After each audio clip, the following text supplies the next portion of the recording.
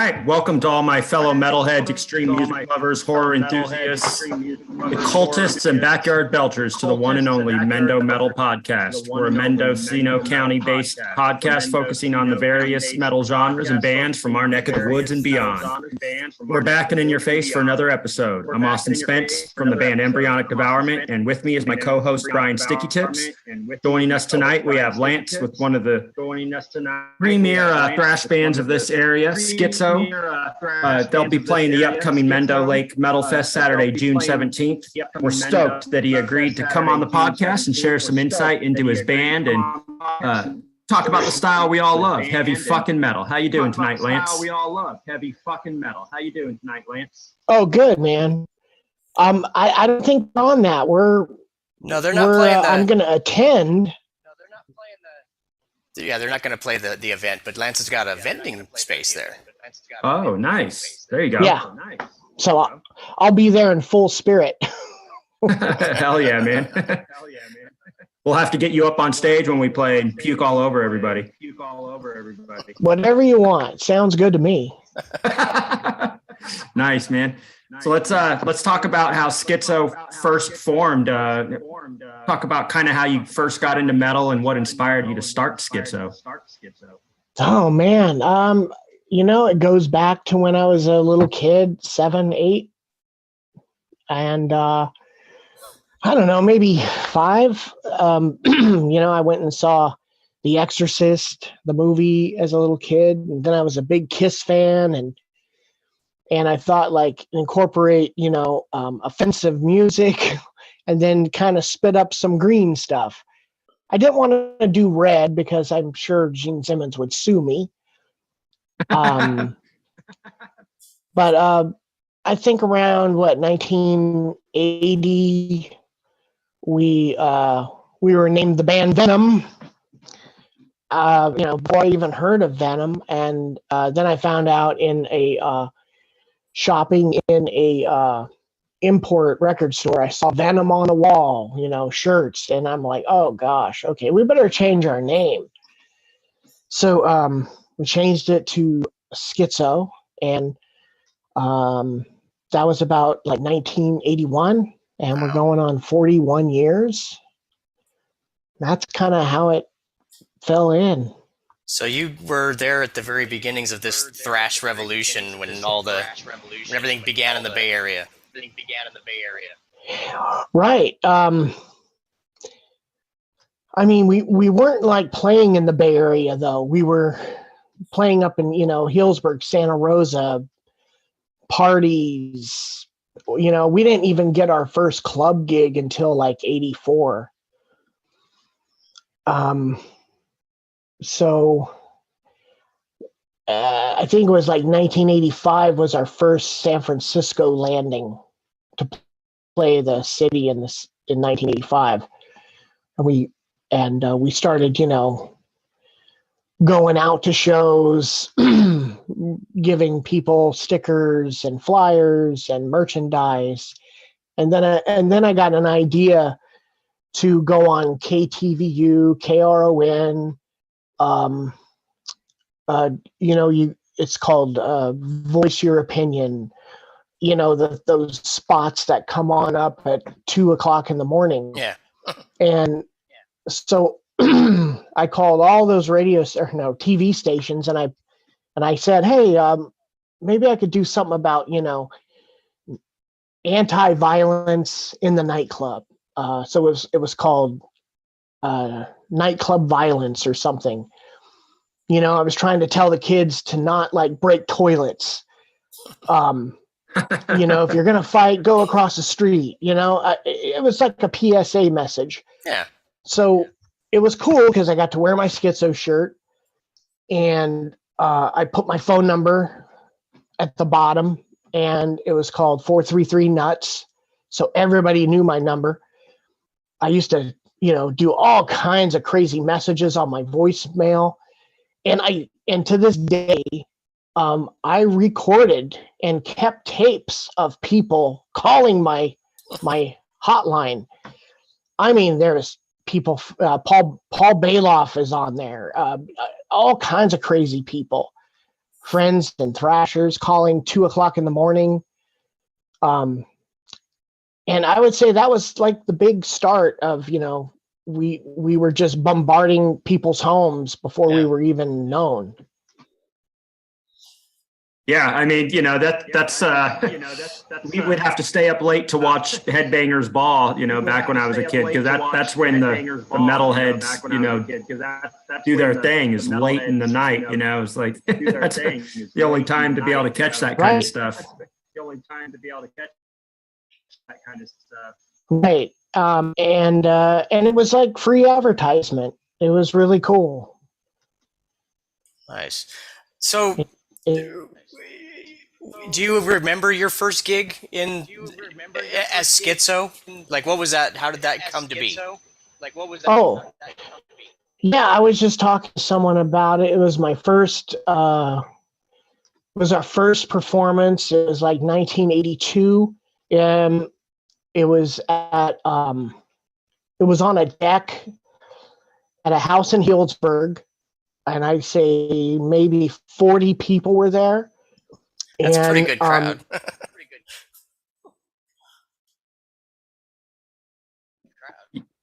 Yeah, 40 people is a big show. People were on acid. And right, for an outdoor on the deck. And my bass player, Greg Mart, he got a 2-hour visitor's pass because he was at Los Guilacos detention center. He was a minor at the time. Well, we were all minors, but his parole officer had to escort him to do this live concert. I remember sending him a bass guitar in the mail to Los Guilacos so he could practice the songs. My drummer Dave and I, we practiced on our own, and we just crossed our fingers that Greg practiced in jail, and he did. And it was a real bloody show.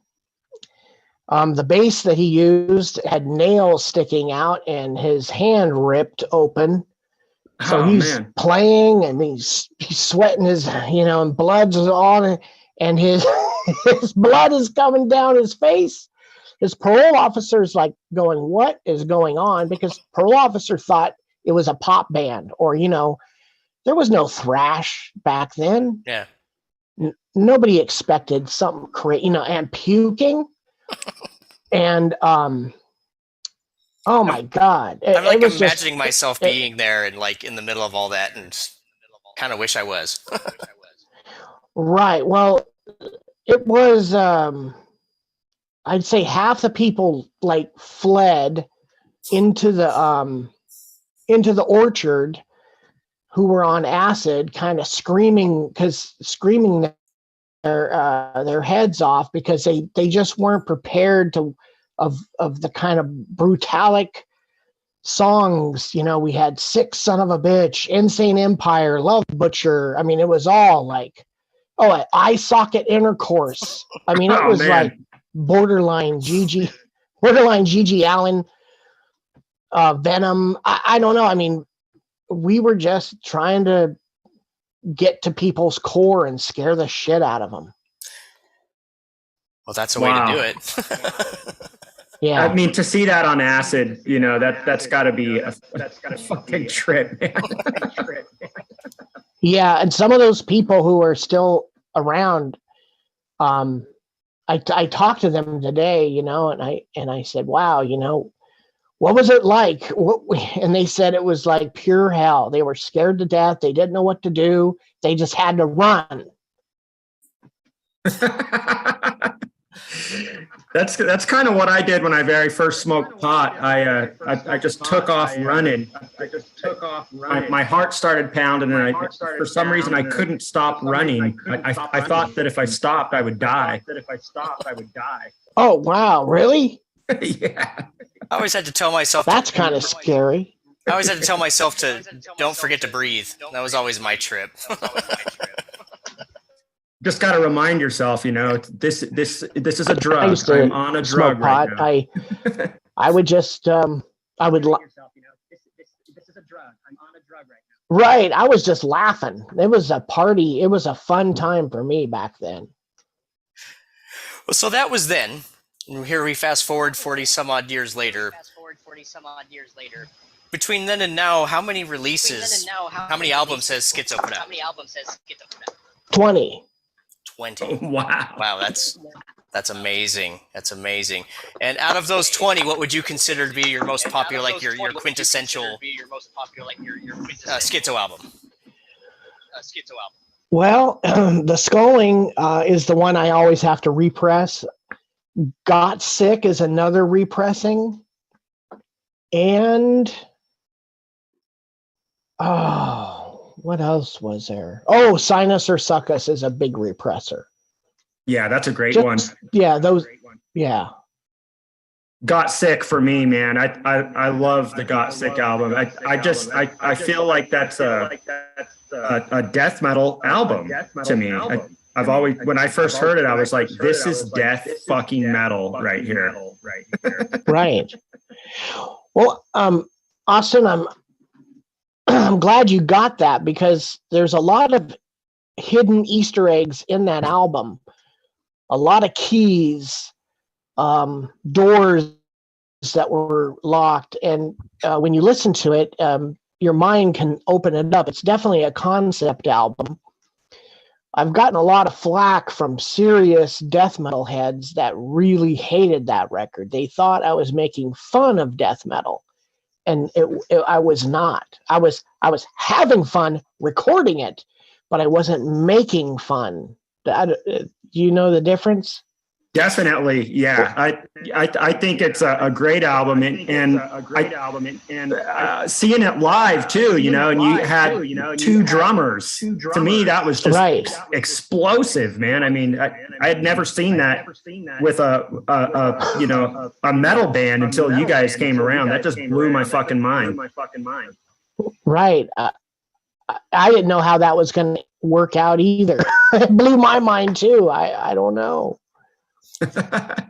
So the band has gone through obviously a lot of different iterations and different lineups and so on and so forth over the years. And what is your current lineup? Oh, it's a 5-piece, which I've never been a 5-piece. We've been a 5-piece now for about 6 years. We've got, Nasty Nate on bulldozer bass, Sherry Stewart on the clean syrup bass. We've got Jason Wright on lead guitar, myself vocals, guitar, and Liz Say on the drums. Awesome. So you mentioned that you have 2 bass players, which is very uncommon in metal bands. I mean, I've seen it happen in other bands, but it's very uncommon. What was your reasoning behind that? What does that bring to the music that is? Yeah, you know what I'm asking. Right. Well, Sherry was in the band in the mid 90s, and then she wasn't in the band for a while. Nate was in the band in the early 2000s, and then when we started to do reunion tours, or a reunion show, or anniversary show, I guess, Sherry would be up there with Nate, and I was like, wow, it really sounds good. And instead of ending that chapter, we just added Sherry back, and it seems to be working.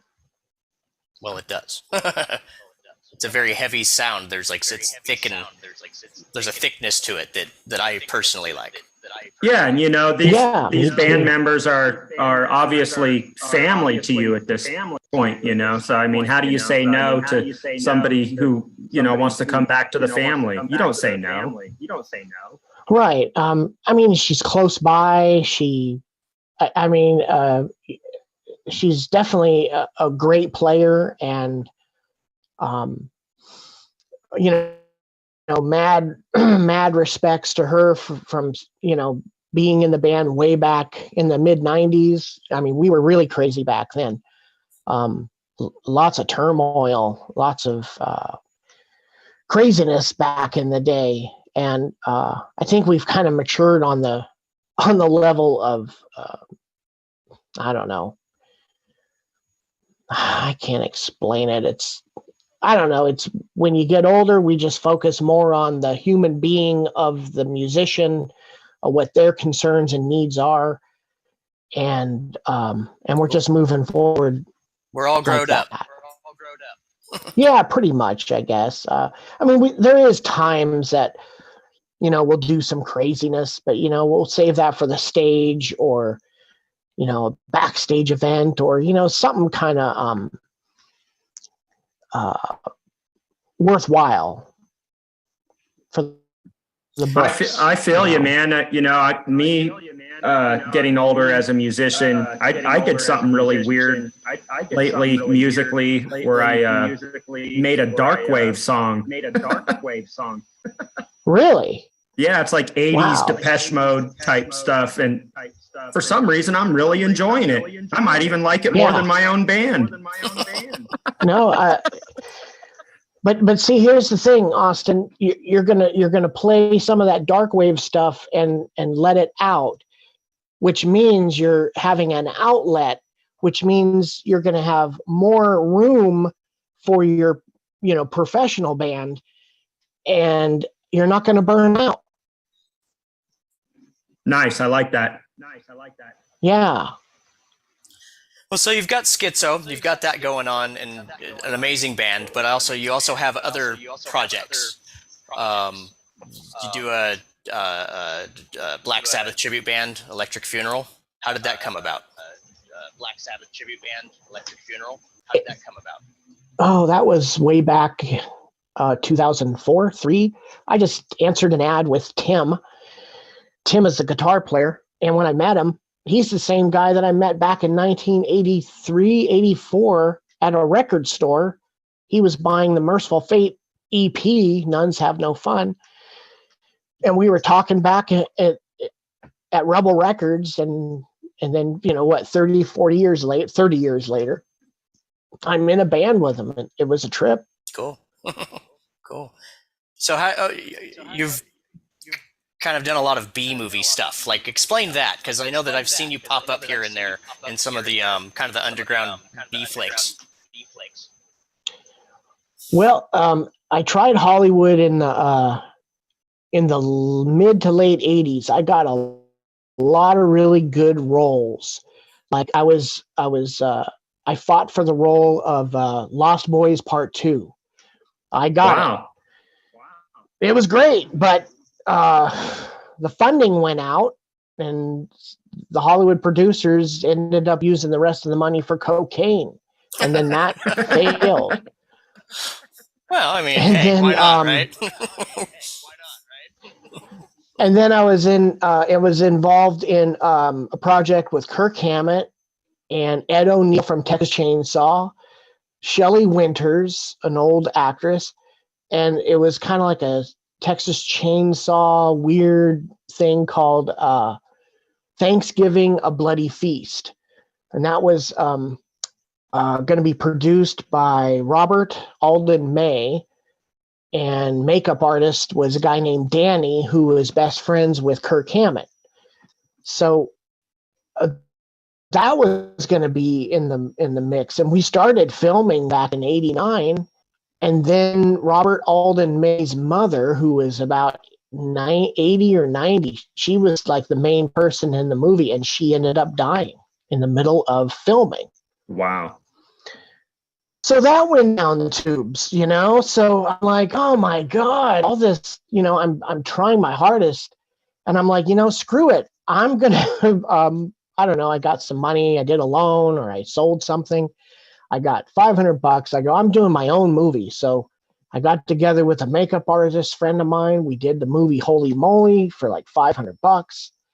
And it's played in theaters in California. And I got a lot of good distro rights with it. And it just keeps going. And it was such a weird thing.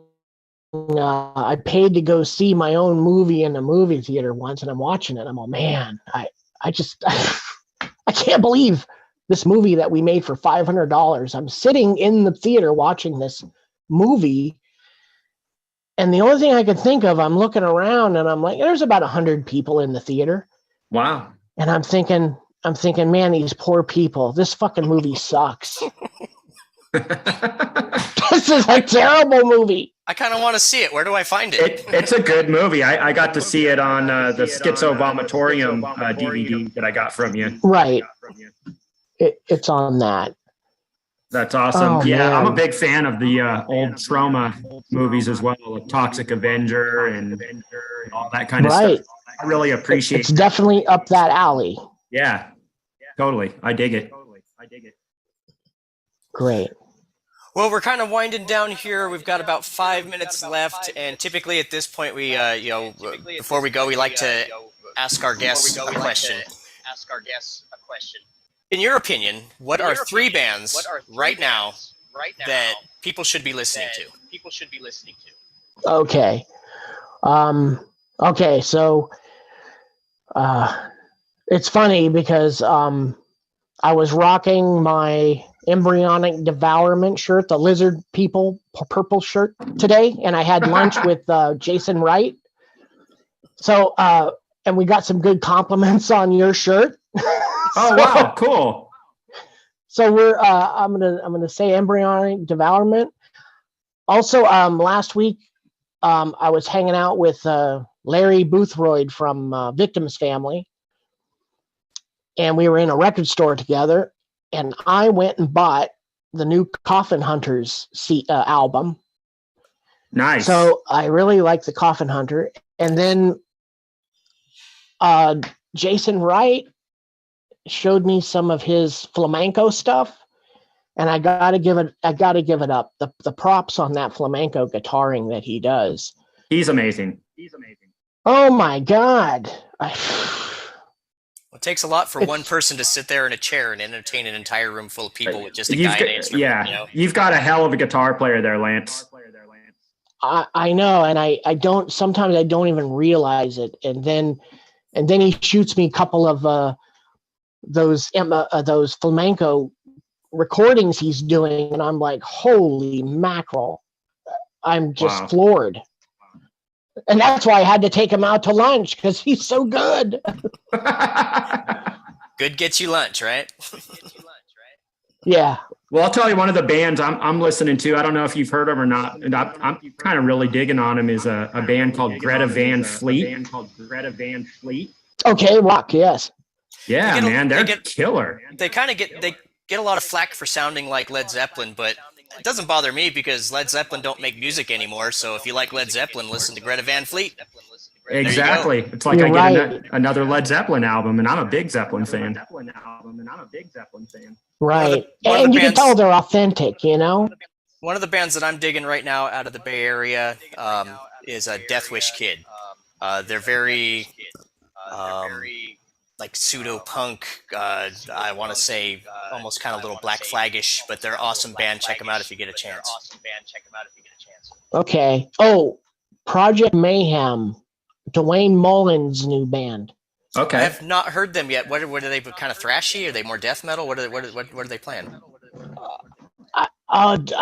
Okay, they opened up for us at that new club called the Black Rat at Harold O's birthday party. Yeah. They were really good. So was Jesus Crisis too. They were really good too. But Project Mayhem are kind of like a System of a Down, looking like System of a Down, but they sound like White Zombie on steroids thrash. Nice. Yeah, it's to me, it's like how the 90s music should have sounded. Wow. Right on. You have to check them out and get them up here to Mendocino County one of these days. Well, I agree. I think we're. I have one more question. I'm looking at the time here. We got few more minutes left. I was just curious. I mean, you've been doing this for so long, man. What keeps you going after all this time? What keeps you doing this, man? Because you're one of the pioneers, and you're still doing it. Okay, I'm just gonna lay it out there. Honestly, there have been many times where I just wanted to hang it up. Honestly, I mean, it's true. But I feel that it's a possession. I'm possessed to keep it going.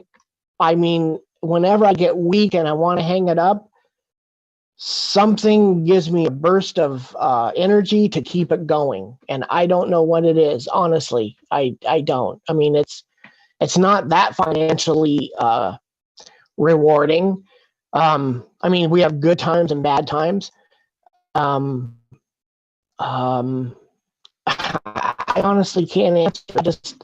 It just grabs you. It's almost like you're giving away a piece of yourself if you quit. You know, it's like I'm sort of the same way with either promoting shows or doing artwork or whatever it is. There's always times when I get frustrated and want to step back and maybe stop doing it because there's something going on or whatever. But then you find that there's something missing. You're not complete. You need to be you. So it's like what the Eagles say. I think you're right. You can check out anytime you want, but you can never leave. It's just. It's like if Tony Hawk were to quit skateboarding. It's just not the same. Tony Hawk is a skateboarder. He'll probably, And I think if you do quit after this certain amount of time, and I'm talking to you too, Austin, at this point, you lose your identity at this point. Yeah, I agree. We're going to lose our identity. Yeah, I agree. I mean, unless something that we have something to fall back on that is equal to pump our identity up, but I don't know. I mean, you've been doing it now. Are you talking 20 years now or what? Yeah, 20 years doing embryonic devourment. Yeah. And then before that, you were in did mummification and Cerebus before that, and actually when I was about 9 years old, I was playing in a band called Demise. We were doing Metallica covers and stuff like that. Dude, right there, yeah. You're in the flow. Yeah, well, man, I wouldn't have it any other way. Well, I wouldn't want to see either one of you quit making music because I enjoy both of your bands. And most definitely, Lance, I've always enjoyed when you've played my events, and especially when you guys played Redwood Metal Fest. You guys kind of became like the steeple band, like the one band that everybody expected to see every year. And you guys were a huge part of why Redwood Metal Fest became as big as it did and was appreciated in the ways that it was. So I appreciate you. Oh man, we had a great time, and especially that last one we played. I gotta tell you, my mom was going through some real bad health stuff, and she lives up in your guys' area, and I was up there helping her out, and I had to tell her, sorry mom, I'm gonna go do this metal fest in Ukiah. She was gone, but she was not very healthy, and just going there, hanging out with the people that you brought, all the vendors were cool, and it just lifted me out of my depression. Playing that show to all those people on the grass.